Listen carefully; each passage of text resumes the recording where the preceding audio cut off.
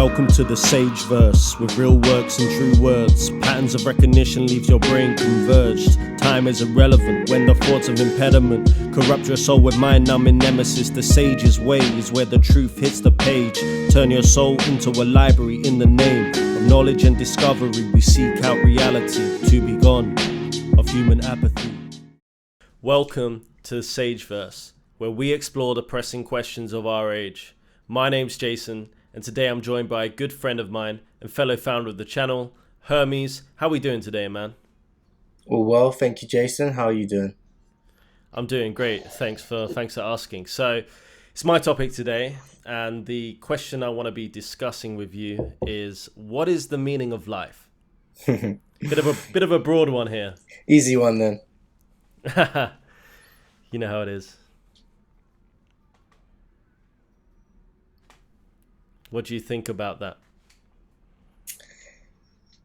So, what comes to mind, I suppose, is whether we are born with any inherent meaning or not. That's the initial question.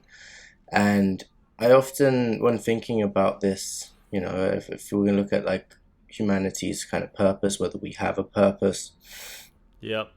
I like to look at other animals or insects, or you really see that when we're not, I guess, distracted with, our level of modern society, our consciousness, it's very overcomplicated. Whereas if you look at other species, say the bee, for example, they clearly have a specific purpose in which they're fulfilling.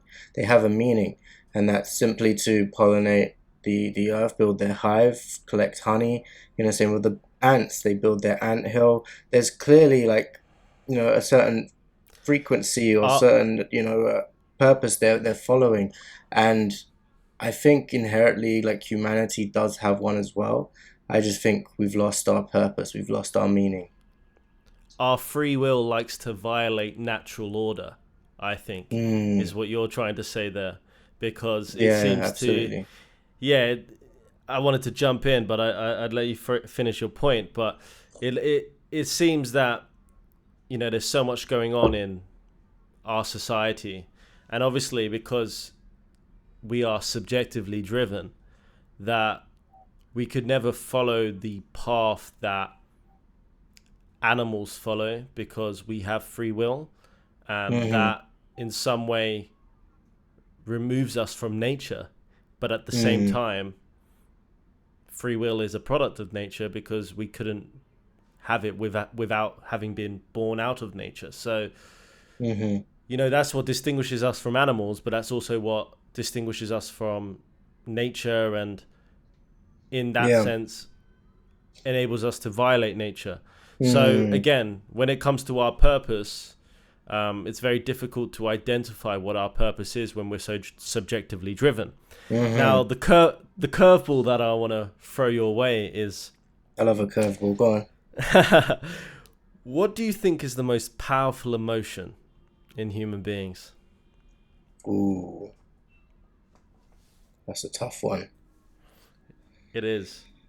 I'd Sure, say there's an answer. I'd say that it's either between love or fear.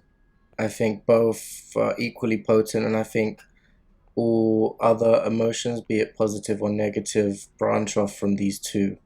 I think fear is something that completely draws you back into your animalistic state of survival. It's something that halts your step. It's like the Greeks painted this with Medusa, seeing the snake, for example, her snake's hair, and it turns you into stone. That's a metaphor for what fear does. It turns you to stone. It prevents you from action. And love is the opposite. Love is all about, connecting deeply, connecting with your environment around you, everything. It's just a higher level of vibration, if you will. So I would personally say it's between these two. I think fear is more powerful in the aspect where it can really take you off your feet, but love also has that, something you have to work towards getting, I think, rather than it can just take you the way fear can. I agree. Also, just to throw revenge in there, maybe a possibility. The urge to rectify injury in some sense. Yeah, but again, I think most negative emotions, like, they branch off from fear. Mm, Usually, like, for revenge, for example, we're fearful that someone's gonna, mm, have an act, do these kinds of acts against us. So it branches off. If you look at the kind of original emotion, where these things, anger and revenge, many of them, they usually, there's some kind of fear. There's something that separated us from that person. They've mistreated yep, us, so we want to mistreat them. We have a fear more people are going to mistreat us, so we put these boundaries between us and other people, and hurt people, they say. And yeah, you're just kind of exactly. continuing those cycles. Yeah, I suppose the reason why I was asking that question was when I was thinking about the topic. Hmm. I thought what maybe will bring us closer to the idea of what is our meaning is what emotion is the most powerful that we can feel. And I suppose the first thing that I thought was love. And I Hmm. thought that love is the most powerful emotion that we could feel. And Yeah. then if I were to use that as, you know, the meaning for why we are here, well, it's to love one another. Now, I Hmm. think that that's a little too idealistic and not realistic enough. I think that every emotion, irrespective of what might it be, fear, love, revenge, betrayal, whatever it might be, whatever emotion, guilt, I think that they are all manifestations of the human experience. And Hmm. therefore, I would say, just off that line of thinking, that the purpose, or one of the many purposes of human beings, is to just experience life, experience the Hmm. array of emotions that occur. And I Absolutely. think that, you know, experience is something that exists regardless of subjective experience, in the sense that there is experience and then there is subjective experience, and they are somewhat interlinked. But human experience ties in the two, right? So whether it's love, whether it's fear, we have no control over the matter. We must experience life. We don't have Hmm. a yes or we don't have a say. We don't have a yes or a no. Yeah. Of course, we can end that if we choose to, or we could endure it if we Hmm. choose to. So we really have the choice whether or not to experience life. And I think that if we end it, then we're executing that purpose, or we're removing ourselves from Yeah. life. And I think that that takes us away from the question then, which it's almost like running away from that question, what is our meaning? Hmm. It's almost saying that there is no meaning, right? And Hmm. therefore, if there is no meaning, then we can carry out that function.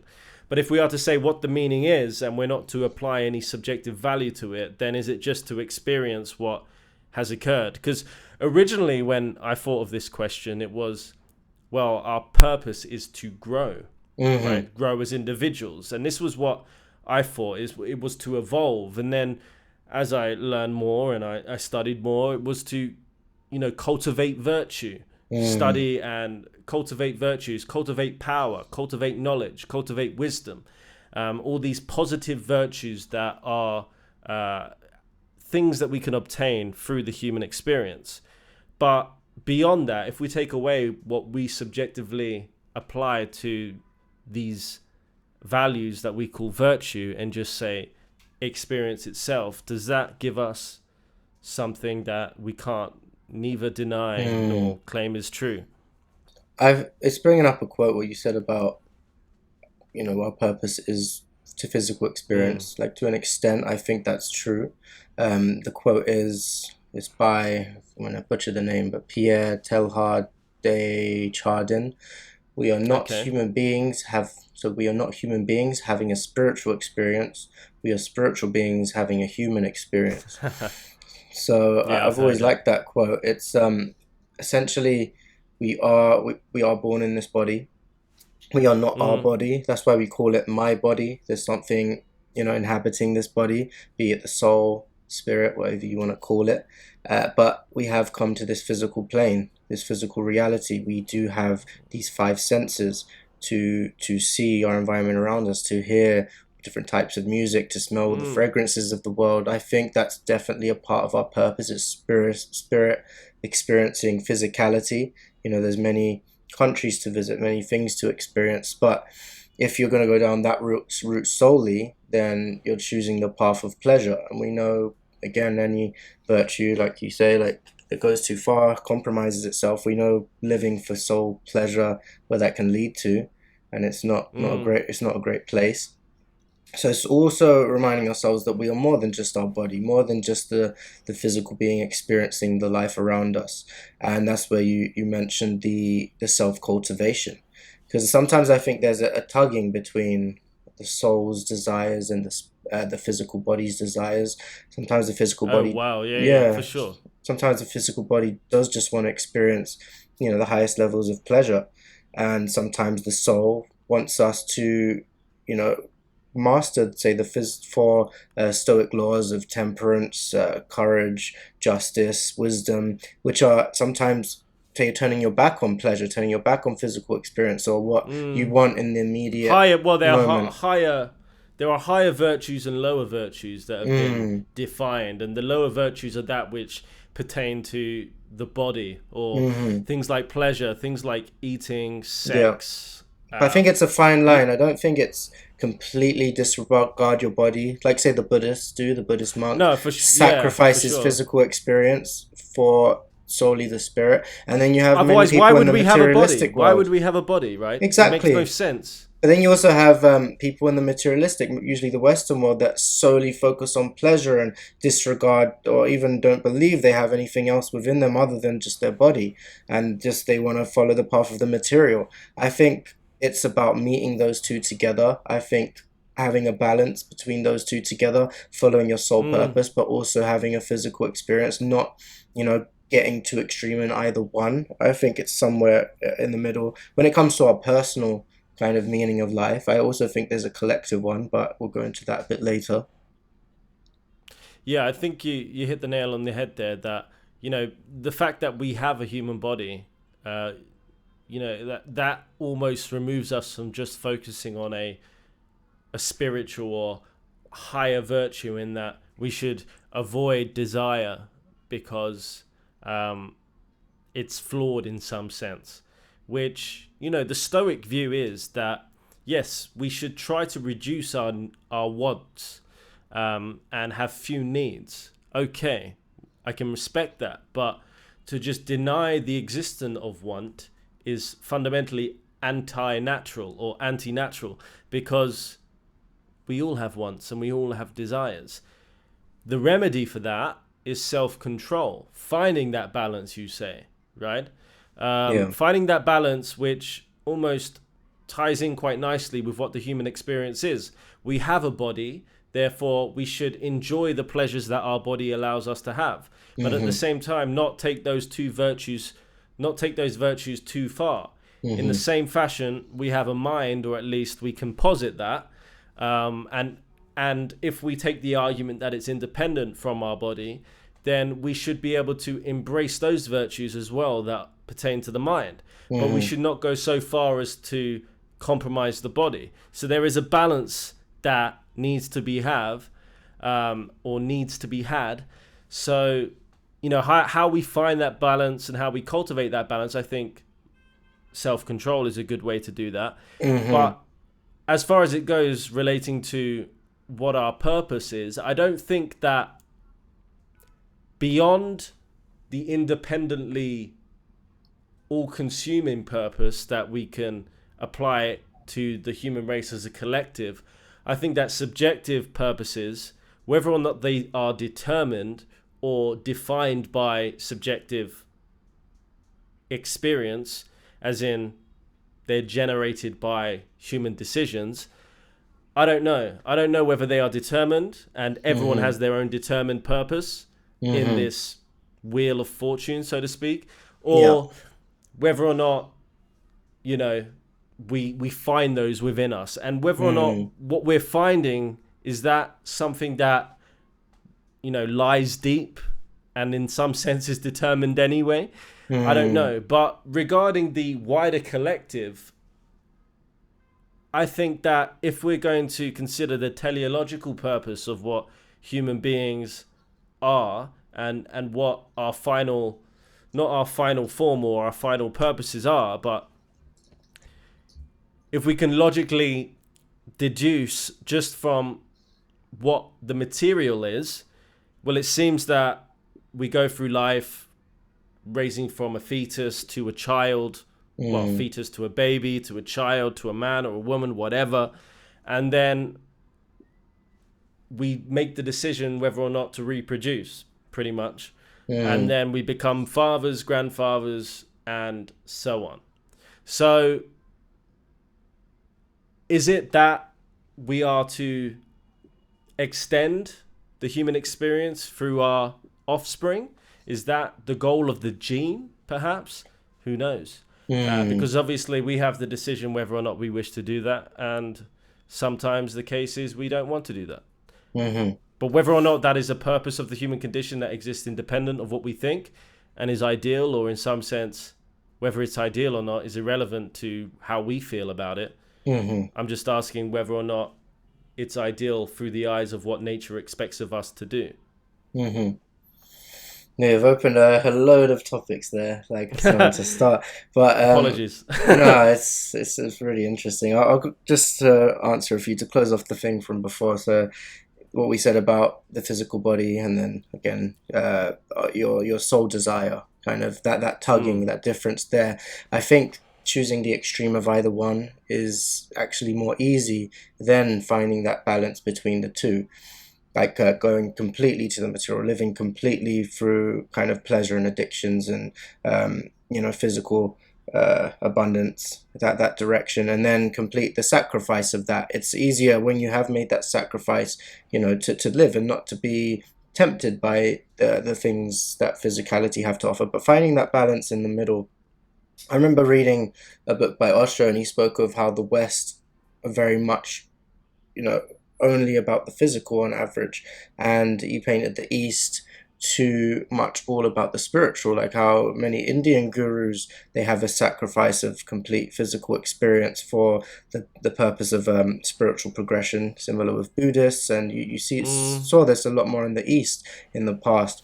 And he spoke about, many people in India, they live in extreme poverty because they are not as interested in the physical, but we are here to essentially have a physical experience and experience the things physical life have to offer, but we are also here to have a spiritual experience. We have a soul body. We have the need to kind of pursue purpose, to self cultivate, to master yourself. And if you can do those two things together, I think that's a lot more difficult than choosing a side, basically.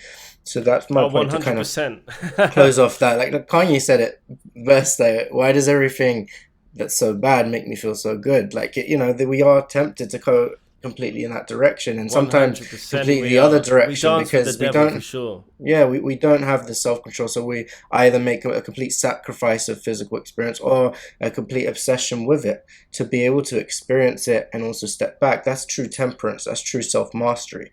And I think that's definitely in the self aspect. I think that's a good thing to learn to master. And what you said about the collective, I guess, experience, I do Mm, think that we clearly have individuality when we're born.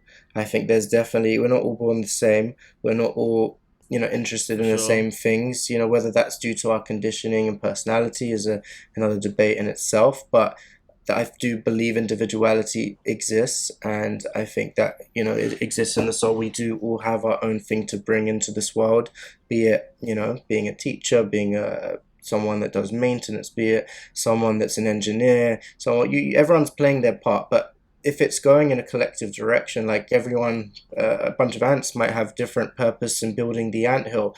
There's still kind of a collective, direction we're going in. Mm, I think humanity is lost in a certain illusion, be it due to capitalism, the obsession with money, the obsession with the material. Everything does seem to be about, gaining money to gain more products and materialism. I don't think, if we do go back to nature, as you said, we humans do seem more separated from nature than all the other species. And I think that's something that can still be tapped into. I don't think that's by design. I think that's by our experience in the world we're born into. Taoism speaks of the Tao, which is the way, which is basically the unfolding of nature, and our ability to tap into it with practices like Taoism, Tai Chi, meditation. If you do tap into that, I think it does really reconnect us with our human purpose. And if I'm going to say what I believe that is, I think the collective human purpose is to unfold creativity, to continue to innovate, to continue to Interesting. build the world, but also, we have a purpose of protecting, being the kind of guardians and custodians of this planet, because we do have this free will, we do have this, we are essentially the leaders of the planet, I believe, and, we shouldn't be attacking and destroying the planet. We should be protecting it. I think that's also a part of the human purpose, to live in Mm. harmony with nature, essentially, and each other, trying to achieve that eventually, if it's possible. Yeah, it's difficult. It's difficult to think about whether or not we can sustain the level of evolution technologically, so to speak, but whether we can sustain that, because you got me thinking how fast we evolve technologically. Mm, We don't really think about how we might be compromising what nature has for us, because no matter how far we try to run away from nature, you cannot escape it because it brought you into this world in the first place. So mm, we can try to find a balance between the two. It's great to evolve as a nation, technologically, and become so advanced to the extent that we can create a beautiful, wonderful life for ourselves, and remove aspects of poverty and remove negative aspects that should remain in the past. mm, But we can't forget that we can't escape nature. We can't run away from it. It will always come back to haunt us someday. mm, Um, so we should always bow down to Mother Nature at the end of the day and remember that she still reigns supreme. mm, And when it comes to our wants and desires and what our needs are, for sure our needs will always reign supreme over our wants, because our needs are what keep us alive at the end of the yeah, day. yeah, And absolutely. our wants are just distractions from existence almost. Mm. They make existence bearable, I think the to modern day some does degree. blur those lines, though. The obsession with the material, the 100%. obsession with making money to buy the car. Like some people think, buying a new BMW is a need. They need it. They're so obsessed with it. So obsessed with the material. They've That's actually just blurred the delusion. lines to remember, what is their needs and what is their wants, anymore. Those lines have, I think, been blurred by the, obsession with kind of gaining material wealth, gaining material Shadows on products. the wall. That's all they are. Exactly. Shadows on the wall. Shadows on the wall. Absolutely. Shadows on the wall. They just, yeah, I mean, that is what marketing, um, whatever it might be, brands, the materialist images that we see Mm, all over the world, everywhere, in every corner, in every crevice, constantly programming themselves into our minds to hmm. supersede what we truly need. Yeah. And I think that those wants and desires are often the sources of a lot of anxiety and a lot of negative feeling. I think That if so. we I think. could just Yeah, go on. drop our attachments to these artificial things and just Hmm. focus on what is truly essential, just like the Stoic would, right? Just Yeah. like um, the person that was really calm within nature. They didn't have wants or desires. Now, Hmm. whatever wants and desires that you have, let them exist on a reasonable plane. You know, Hmm. that is why Reminds. reason is the driving factor for me. But we can, I'll let you Reason I'll let you definitely jump is. in. I remember it's reminding me of this picture I kind of saw. It was of someone approaching like a Native American shaman who, had this Mm, kind of aura of self-peace, self-cultivation, self-mastery, and the person approached them and said, why is there so much suffering and hate and just a long list of things he stated in the world. And the answer was so simple. It was like, because they are disconnected from spirit. And what they call spirit, we could call nature, we can call just a connection with our environment around us, with what the Taoists would call the Tao. I think when you do separate yourself from that, that is, I think, one of the human needs. It is a connection with spirit. It is a connection, with each other through that, what we said before, one of the most powerful emotions, which is love. And I think as a Mm. society, having these, materialist obsessions, and it comes in many, many forms, it does distract you. Again, taking it back to the basics of what are your needs, and those should absolutely be fulfilled before your wants. If you have all your needs fulfilled and you have that level of self peace because of that, then of course, you can experience physical reality and experience some of your wants. But if you're putting your wants before your needs, then that's a recipe for disaster. That's a recipe for It's like buying suffering. the saddle before the horse, isn't it? Exactly, yeah. And yeah, so I would just say, really tap into yourself and find out what is it you actually need. Of course, you need, food for survival, enough food for survival, for self-cultivation. You need benefit, to benefit your body, benefit your mind, good mental health, good physical health. You need connection with people around you. Like, love is actually a need. A test was done on monkeys, a scientific test in which a baby monkey was given the warmth and comfort of I think it was like a teddy bear monkey. He was given all the same food, and he didn't have that real mother though. It was used as a teddy bear, and he ended up dying. Even though he had all the food to Oh wow. survive and everything. Whereas a monkey that had the love from its mother at birth and the same food that the other monkey had exactly, he survived. Is actually, I think love is a need, a serious human need, and like I said, a connection with spirit, a connection with the Tao, a connection with nature. I think all the suffering in the world is because we are disconnected from these things, and we do have these blurred lines between wants and needs. Yeah, I think though, when it comes from the preservation of the gene and what the gene wants for itself, it's somewhat Mm-hmm. selfish in that it wants to preserve itself, and therefore its needs will come before others Mm-hmm. in some sense, right? Mm. And that's independent of what our wants are. So, you know, we can focus on our needs, but to what extent do our needs or our focus on our needs prevent us from helping others? Mm. Because when do we draw the line between our needs being fulfilled and then self glory or Mm. self indulgence or taking our needs to the point where they become unreasonable? Yeah. I think that we need to identify what our needs are and then fulfill them, but not go over the top.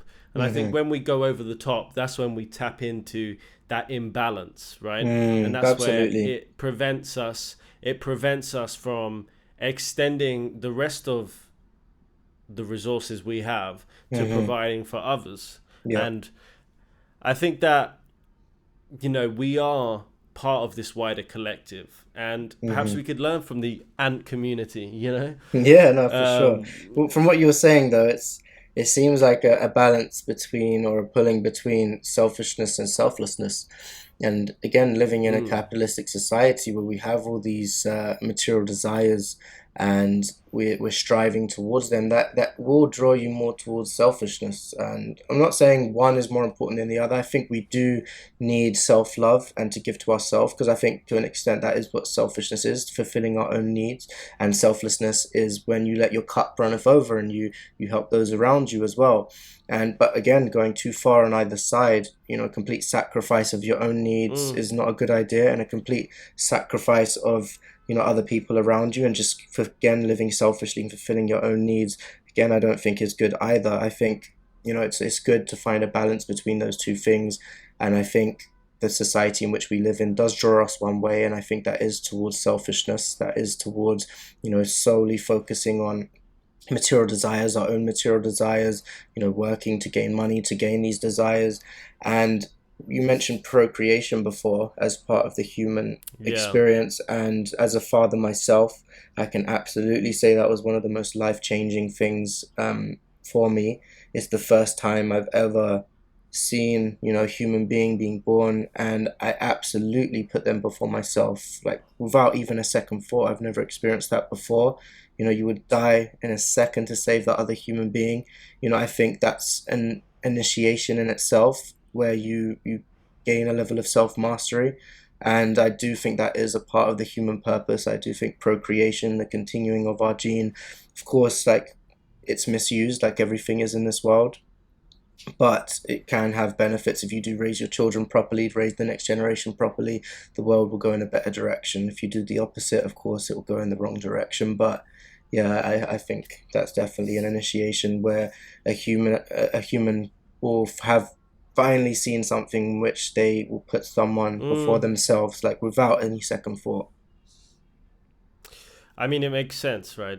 If we are just to, consider why, why are there two sexes in the first place? Why wasn't there just one sex? Hmm. Well, obviously, that answers the question. Hmm. Um, so yeah, to some degree, circumstance is the overruling authority on whether or not one wants to reproduce or not, because everyone's circumstance is different. Some circumstances remove us or remove the decision away from us, whether or not is you know whether or not we don't have the reproductive capability, or whether or not the environment that we're living in is not conducive to raising a child, whether we're too young, whether we're too old.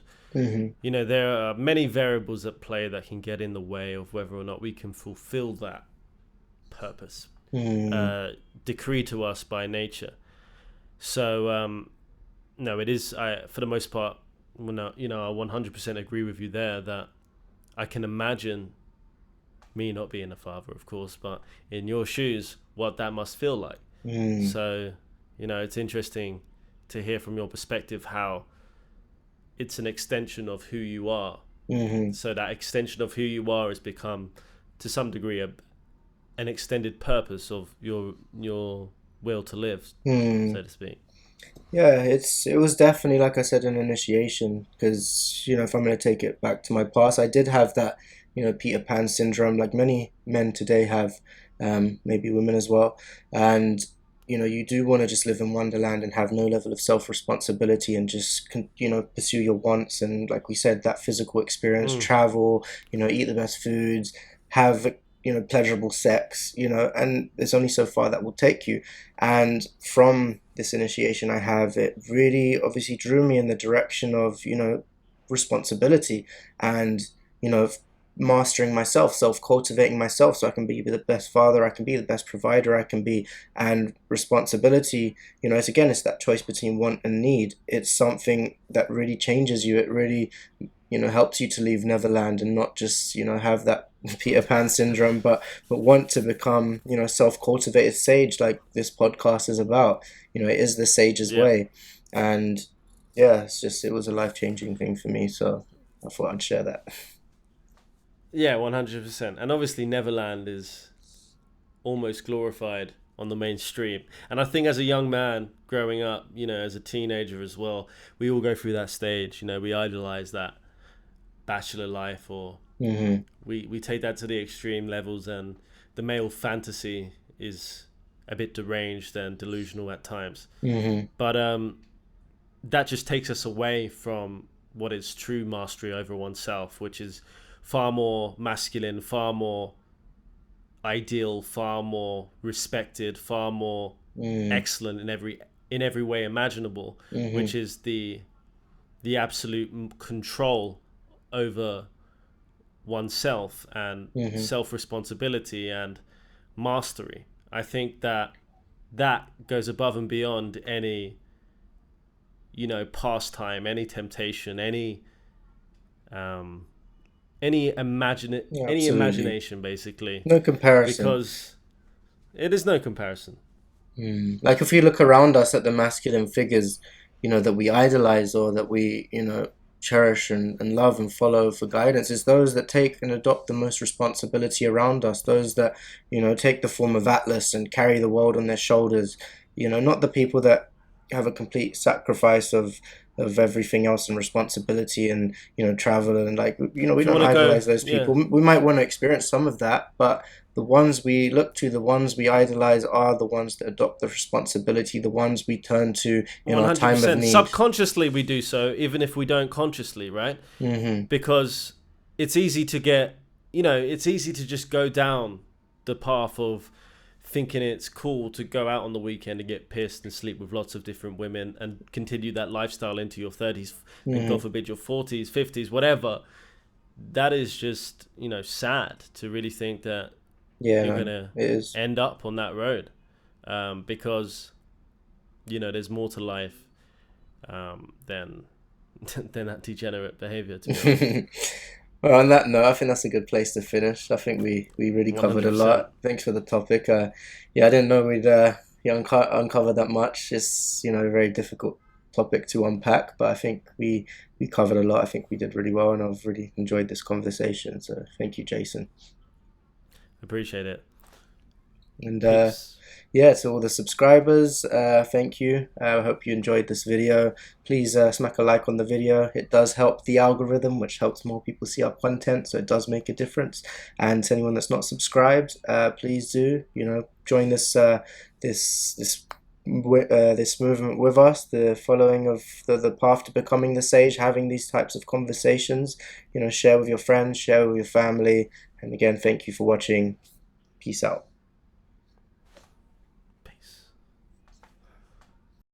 Welcome to the Sageverse. Please just observe the birth of this creative surge for the purpose to leave hatred purged and replaced with words that will make you learn to take your place on earth. And once you've taken your place and found your greatest of traits, cultivated the day, this will be making you say, this is the sage's way.